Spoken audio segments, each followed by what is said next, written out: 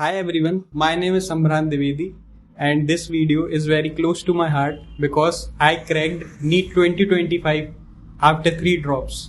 So I am here to share my NEET journey with all of you कि क्यों मुझे इतना time लगा, क्या मैंने मिस्टेक्स करी, क्यों मुझे इतने 3 ड्रॉप्स लग गए, क्या स्ट्रेटेजी मैंने लास्ट ईयर में फॉलो की जो इस बार मुझे सक्सेस मिली नीट 2025 में। पूरी नीट की हिस्ट्री में इतना टफ पेपर होने के बावजूद मैंने ये नीट कैसे क्रैक किया, ये मैं आपके साथ अपना एक्सपीरियंस शेयर करने वाला हूँ। So let's start from the beginning.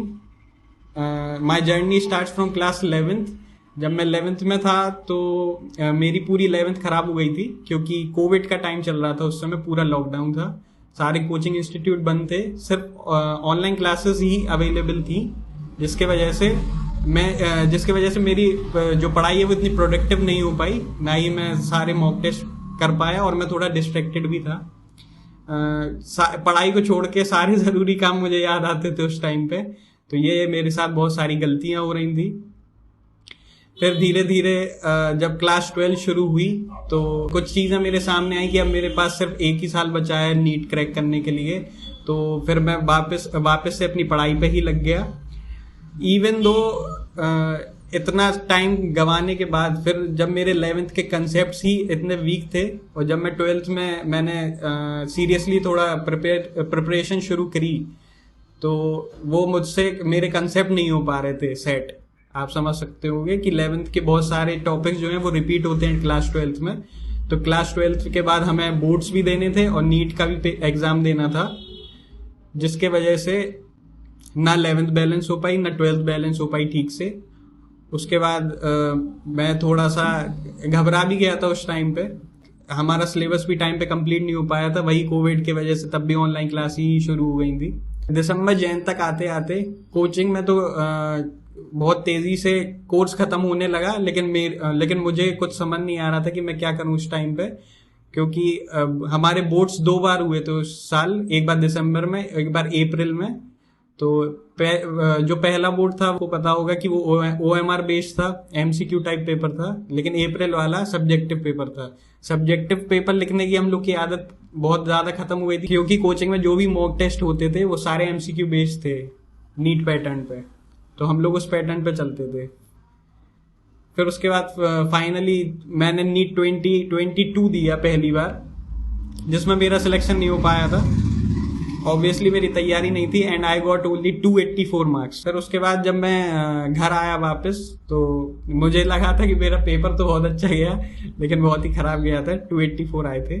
फिर मैंने अपने पापा से बात की, मैंने अपने पेरेंट्स से बात की कि मुझे अब सीरियसली नीट के लिए प्रिपरेशन करनी है, जो शायद यहाँ पे रह के नहीं हो पाएगी मेरे होम टाउन में, तो मुझे कोटा जाना है एडमिशन के लिए। तो फिर मेरे पेरेंट्स ने मुझे अगले ही 1 हफ्ते में कोटा छोड़ कर आए वो मुझे। मैंने एडमिशन लिया था एलन करियर इंस्टीट्यूट में, जहाँ पे मैंने अपने पहले ड्रॉप की, फिर प्रिपरेशन शुरू की, और लेकिन तब तक बहुत लेट हो चुका था क्योंकि मैं अगस्त में गया था, क्योंकि हमारा जो नीट 2022 है वो बहुत लेट हुआ था कोविड की वजह से, जिसकी डेट थी 17 जुलाई। तो फिर जब हम लोगों ने वहाँ पे प्रिपरेशन शुरू करी तो हम लोग का कोर्स बहुत लेट हुआ था उस टाइम पे भी, और पहले तो मुझे चीज़ें ही समझ नहीं आ रही थी क्योंकि मेरा 11th बहुत वीक था। तो जब मैं कोटा गया, जब मैंने पहले साल क्लास में एंटर किया, जब मैंने जो मेरा फर्स्ट ड्रॉप था, जब मैंने पहले दिन क्लास में एंटर किया, तब मैंने लगभग 250 बच्चों की भीड़ देखी होगी मेरी क्लास में, पूरे एलन में तो बहुत सारे ही बच्चे थे।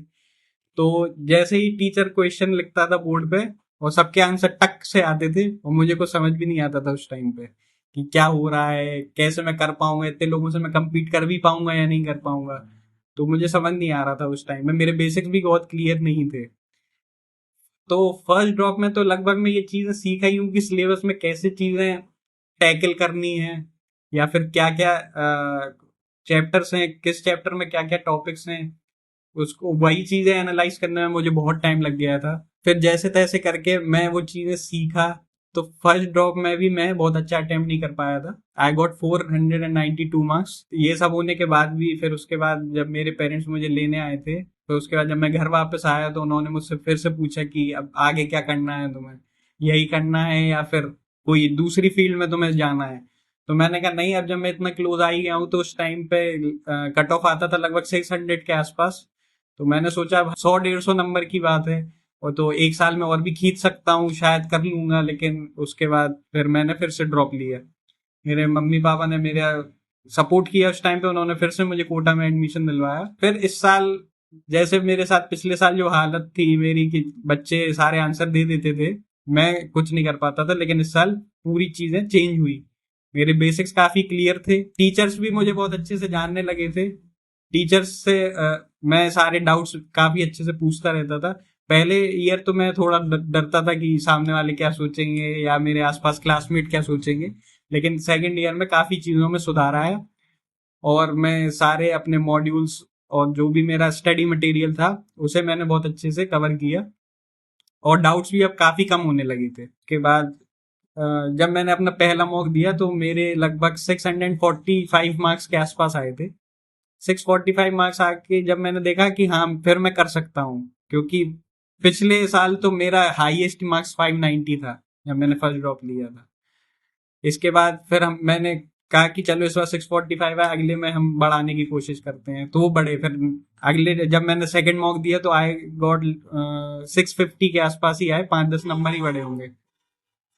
फिर ऐसे ऐसे करते करते, लेकिन जैसे जैसे थोड़ा साल आगे चलता है बर्डन आपके ऊपर बढ़ता है, और जैसे जैसे चैप्टर्स बढ़ते हैं आपके ऊपर लोड आने लगता है, आपको पीछे भी रिवाइज करना होता है और आगे का करंट पोर्शन भी कवर करना होता है। इस वजह से मेरे मार्क्स थोड़े गिरने लगे। लेकिन फिर मैं घर पे बताता कि मेरे मार्क्स इतने आ रहे हैं, तो मेरे पेरेंट्स हमेशा सपोर्ट करते रहे कि अरे तुम करते जाओ, तुम कर लोगे। मेरे फ्रेंड्स ने बहुत साथ दिया मेरा, वो लोग मुझसे कॉल पे हमेशा कनेक्टेड रहे, मुझे हमेशा सपोर्ट करते रहे, भले जैसी भी बात हो वो लोग करते रहे, अरे तू कर लेगा। मेरी दीदी भी बहुत सपोर्ट करती थी। तो ऐसे करके वो उनसे मैं कनेक्टेड रहा, ऐसे मैं मोटिवेटेड रहा। वहां पे मैं थोड़े कम बात करता था, बहुत ही कम दोस्त बनाए थे मैंने वहां पे, कि कहीं मैं डिस्ट्रैक्ट ना हो जाऊं, ये सब मेरे मन में चलता ही रहता था। इसके बाद फाइनली हम लोगों ने नीट 2024 दिया था, और इस बार मेरे मार्क्स आए थे 646। लेकिन इसके बावजूद आपको पता है कि जो भी हुआ था, वो पेपर लीक हुआ था, स्कैम हुआ था, या जो भी हुआ था, उसके बाद भी मेरी रैंक लगभग बनी थी 32,000 के आसपास, और मुझे सीट नहीं मिल पाई थी। पहले तो मैं बहुत खुश था, घर वाले भी खुश थे, जब मैं नीट दे के आया था 5 मई को। उसके बाद मैंने मार्क्स जोड़े थे घर आके, बहुत डर डर के जोड़े थे, लेकिन फिर भी। फिर उसके बाद मैं बहुत खुश था, मैंने दोस्तों को बताया था कि हाँ सिलेक्शन हो गया, सब कुछ घर पे सब खुश थे। बस रिजल्ट का वेट कर रहे थे कि कब 14 जून आए और रिजल्ट हो, लेकिन 4 जून को रिजल्ट आया। और उसके बाद वो सब फिर उस जब वो रिजल्ट मैंने देखा तो मुझे लगा सब खत्म हो गया, सारी मेहनत, पढ़ाई वगैरह कुछ नहीं होता, और सब उल्टी सीधी चीजें ही चल रही थी। फिर वो कोर्ट वोट के केसेस चले, वो सब खत्म हो गया था। फाइनली फिर मैंने फिर से एक बार कोशिश करने की सोची कि एक बार आखिरी अटेम्प्ट और देता हूँ, अगर इस बार होता है तो ठीक है, नहीं होता है तो फिर मैं फील्ड ही चेंज कर लूंगा। जैसे तैसे करके फिर से मैंने कहा कि पहले मैंने सोचा मैं यहीं अपने होम टाउन में ही तैयारी शुरू करूंगा, और मम्मी पापा भी कह रहे थे कि अब यहीं से कर लो, तुम्हारे पास नोट्स है ही, मटेरियल है ही सारा। तो मैंने कहा ठीक है यहीं से करता हूँ, लेकिन यहाँ घर पे मुझे वो माहौल नहीं मिला, क्योंकि मुझे टेस्ट सीरीज भी एक क्लास, आप जब क्लास जाते हो तो आपका एक शेड्यूल सेट हो जाता है कि इतने से इतने बजे मुझे पढ़ना है, इतने से इतने बजे क्लासेस हैं, फिर हर संडे मॉक टेस्ट है आपका। तो इस वजह से आपकी जो प्रिपरेशन है वो ट्रैक पे रहती है। ऐसा नहीं होता कि आप एक दिन 6 घंटे पढ़ो, अगले दिन एक ही घंटे नहीं पढ़ रहे हो, तो वो थोड़ी सी दिक्कत हो जाती है वहां पे। तो इस वजह से मैंने लिया, फिर से एडमिशन लिया मैंने एल एन में ही, कोटा जाके। इस बार ये हुआ कि मुझे एस आर जी अलॉट हो गया था। सो जब मैं वहां पहुंचा फिर हम लोगों की फिर से वही क्लासेस शुरू हुई, लेकिन इस बार क्लासेस अटेंड करने में मुझे बहुत आलस आता था। और मैंने ये भी सोचा था कि इस बार मैं सारी क्लासेस अटेंड नहीं करूंगा हर सब्जेक्ट की, जो मेरे टॉपिक वीक हैं सिर्फ उन्हीं की क्लासेस अटेंड करूंगा। जैसे कि फिजिक्स में कुछ चैप्टर्स हैं, और केमिस्ट्री में भी कुछ थोड़े थोड़े से चैप्टर्स हैं, और बायो में जो भी हैं। और मेनली फोकस एनसीईआरटी ही करूंगा, और टीचर्स के नोट्स जो मेरे पुराने हैं वो, या अगर मुझे जो मेरे टॉपिक वीक है उनके मैं नए नोट्स बनाता था, या फिर उनसे रिलेटेड टीचर से डाउट पूछता था।